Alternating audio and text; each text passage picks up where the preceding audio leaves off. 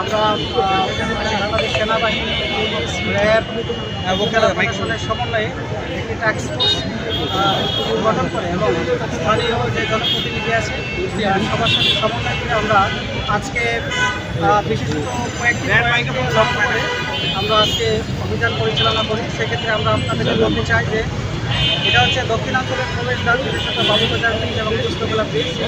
এই ব্রিজের আশপাশে এই এরিয়াগুলোতে আপনার পাশাপাশি ফুটপাত দখলকে কেন্দ্র করে আমরা দেখছি যে অবিরতভাবেই জ্যাম হচ্ছে, যার ফলে আমাদের যারা দায়িত্বশীল এখানে রয়েছে, বিশেষ করে ট্রাফিক বিভাগের, তারাও হিমশিম খেয়ে যাচ্ছে।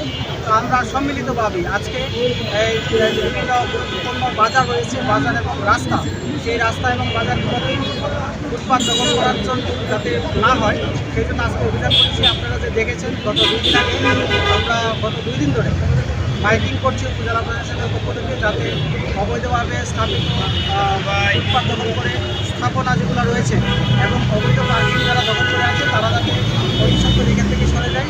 এবং আমরা ইতিমধ্যে দেখেছি যে অনেকে এখান থেকে সরে গিয়েছে এবং পাশাপাশি আমরা দেখেছি কিছু জায়গায় এর ব্যত্যয় ঘটেছে। আমরা সেক্ষেত্রে তাদেরকে অর্থদণ্ড করেছি এবং কয়েকজনকে ইনস্ট্রাকশন দিয়েছি আগামী ঘন্টা 2-এর মধ্যে যদি এগুলো সরিয়ে না যায় তাহলে আমরা এগুলো জব্দ করবো, পাশাপাশি জেল জরিমানার ব্যবস্থা করব।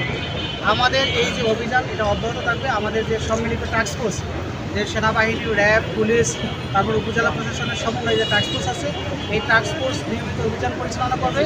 আমরা ডেফিনেটলি সতর্ক করতে চাই যারা ব্যবসা করছেন অবশ্যই যাতে ফুটপাতে ব্যবসা না করে এবং পাশাপাশি যে ট্রাফিক বিভাগের যে ইনস্ট্রাকশন আছে সেই ইনস্ট্রাকশন অবশ্যই যে পয়েন্টগুলো আছে সেই পয়েন্টে তাদের চলাফেরা করতে হবে। বিশেষত আপনারা দেখছেন যে এখানে অটোরিকশা আছে যেগুলো অগণিত, সেই অটোরিকশাদেরকে আমরা ইতিমধ্যেই বলে দিয়েছি তারা যাতে এখানে যে হাইওয়ে রয়েছে, বিশেষ করে পদমপুর পয়েন্ট থেকে শুরু করে নবাবগঞ্জ এবং দুয়ারের যে রাস্তাটি রয়েছে সেই রাস্তাগুলো, মেইন রাস্তাগুলো যাতে তারা ব্যবহার না করে, তারা যাতে গলির ভিতরে তারা অবস্থান করে, সেক্ষেত্রে আমরা ইতিমধ্যে ইনস্ট্রাকশন দিয়েছি।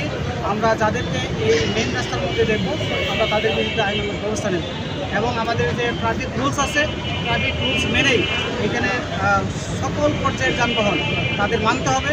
যদি এর ব্যত্যয় ঘটায় সকল ক্ষেত্রে আমরা তাদের পানিশমেন্টের ব্যবস্থা করি।